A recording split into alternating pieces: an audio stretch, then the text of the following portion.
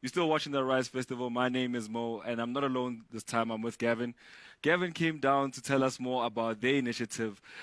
If you've played football, you know that it's quite difficult to play football with no boots. And boots are a very expensive commodity nowadays, going to total sports scene, whatever shops you go to. But Gavin and them have found a niche way to actually patch that gap. So, Gavin, please tell us more about yourself and tell us what you do. Okay, well, my name's Gavin Hendry. As I mentioned earlier on, we're from an organization called Boots for Africa. Boots for Africa was started back in 2007, 2008, Yes. when Richard and his wife Jenny came to South Africa from the UK. Yes. And walking around the streets, they saw the kids playing with no shoes on. Yes, Gulfoot. Golfoot. Yes. They saw them playing Gulfoot Golfoot. football, yes. And they came here specifically to have a look at the stadiums for 2010 World Cup. Yes. All right. And Richard said what they wanted to do is they actually wanted to start supplying boots to the kids in South Africa. That's how it all started. Myself, I got involved in about 2014 with Richard. Yes. Became the points person in South Africa. And the reason why I got involved is I was coaching a team in a disadvantaged community because that's my passion. And I was coaching and I saw the kids playing barefoot, playing with school shoes, playing with tackies on.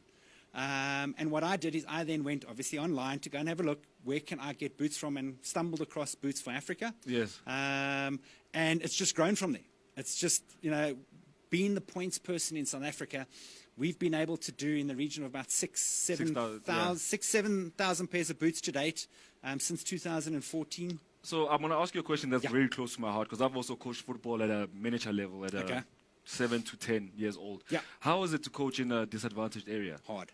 Yeah. It was, what I can say, the respect for the coach is phenomenal. Yes, it is. It's completely different to your mainstream clubs. Yes. Okay.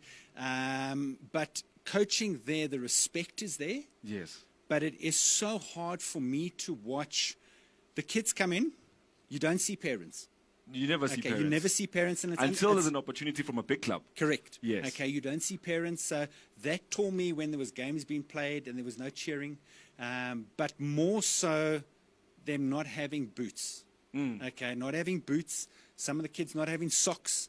The guys having to take cardboard and wrap it around their shins for shin guards. Yeah. And expecting to play.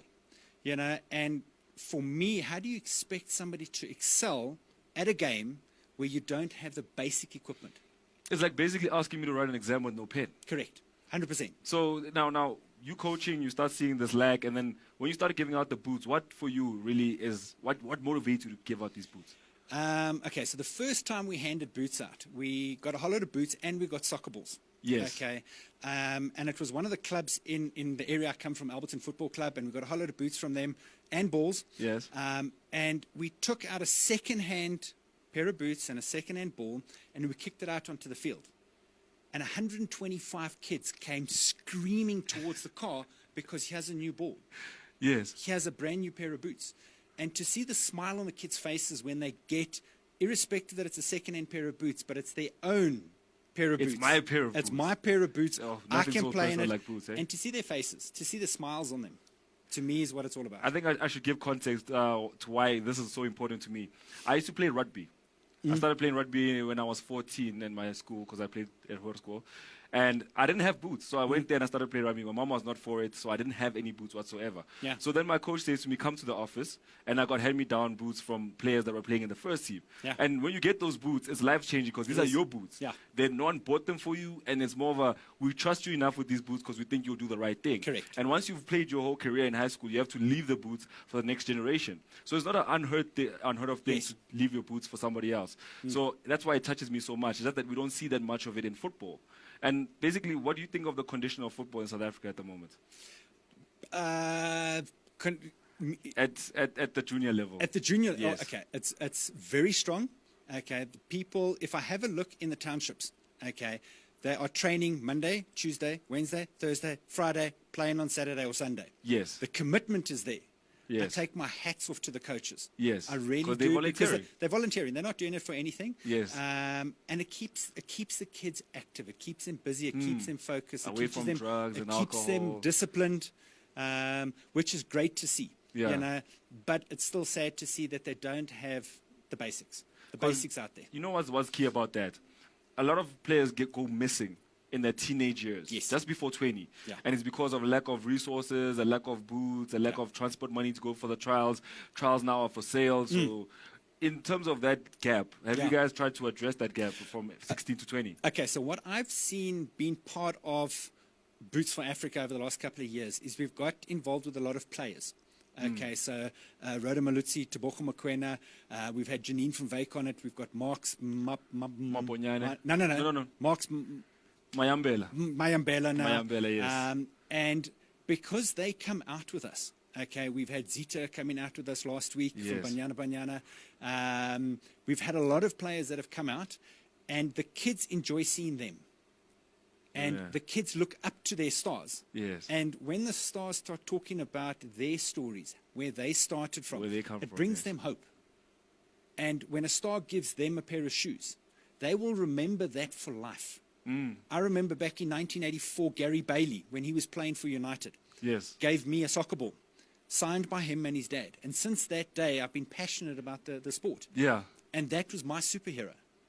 You know, so a youngster today is seeing a star, and they are addressing that gap you're talking about. Yes. So they are coaching the gaps between 12 to 14 to 18, that sort of a bridge. That gap, yes. And they're obviously looking for the talent because they are in the community, and that's why I enjoy bridging the gap with them. Okay. And seeing what they do, and they seeing what we do, and we now forming a very tight partnership between a lot of these guys. So now, when you guys go out with your stars to go give out the boots, do you guys have a round number of how many players will be showing up on the day, or do you guys just show up with a truckload of boots and whatever player shows up, you just No. We've got to be very careful with that, okay? Because one of the things I don't want is I don't want a kid coming on the day and not getting a pair of boots.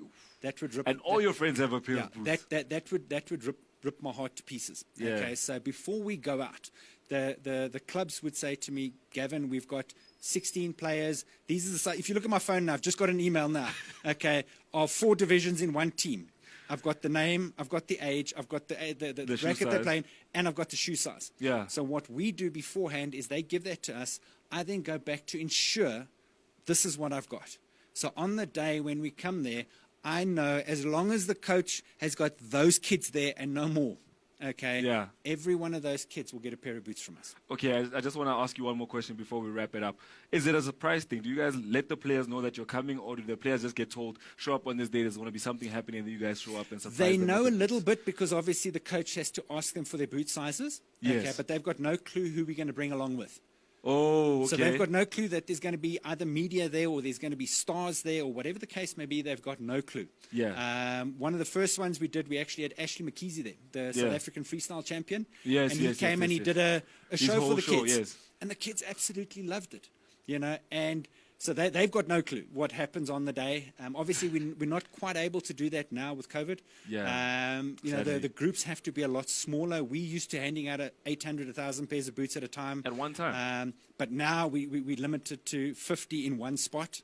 So it's a bit difficult, but the stars still come out with us. They still want to come out with us. It's very interesting that you say that, because football is one of those things where you can go from being a township star to go being rock star lifestyle overnight. And it's one of the key things that I enjoy about football, my playing days. Did you play football in your time? I did. I played. I got my provincial colours in 1984. Yes. Unfortunately, got asthma. Oh. And because of my asthma, all the sports, I had to stop it because mine was sport-induced. Yeah. But I think because of that and the passion that I had back then, it's now been reignited with me having my own kids, coaching my own kids, being able to get involved from a completely different aspect now of the game. So having played, what position did you play? Defender, central defender. Oh, I also played central defender. I tried to play striker one time, but the coaches wouldn't allow me. Not fit enough. I'm not fast enough. I'm not smart enough. Yeah. I'm a very slow kind of player. So I just want to ask you one key question. Who's your favorite footballer right now at the moment? Right now? Whew. That would be a tough question. I'm a United supporter through and through. But if I had to come locally, I have to say Rhoda Malutsi because she's one of our ambassadors. She's a Banyana player and Sundowns player. Yeah. So locally grown, I know that all our other ambassadors are going to shoot me for that. But yeah, she's a phenomenal player, phenomenal person. Yeah. Got the biggest heart. If you actually talk to her and find out her story, I've got a lot of time for her. All right, so Gavin is a Red Devil. I'll never walk alone. Football is a very beautiful sport, and if you like the sport, I guess you also need a pair of boots to play it. So now, like, subscribe, hit the notification bell, because we're going to be bringing you more content beyond this day. This is just the second installment. There's more of them to come. And Gavin, where can they find you? Currently, you can find us on Facebook, Boots for Africa. Our website is in the process of busy being revamped, so it is down currently. But once it's back up, it's bootsforafrica.org, and you'll be able to get hold of us that way. All right, so please make sure to subscribe, make sure to like, and here's more entertainment because we love to see you smile. Music, content, TV, radio. Arise Festival, the New Age Chain Breakers.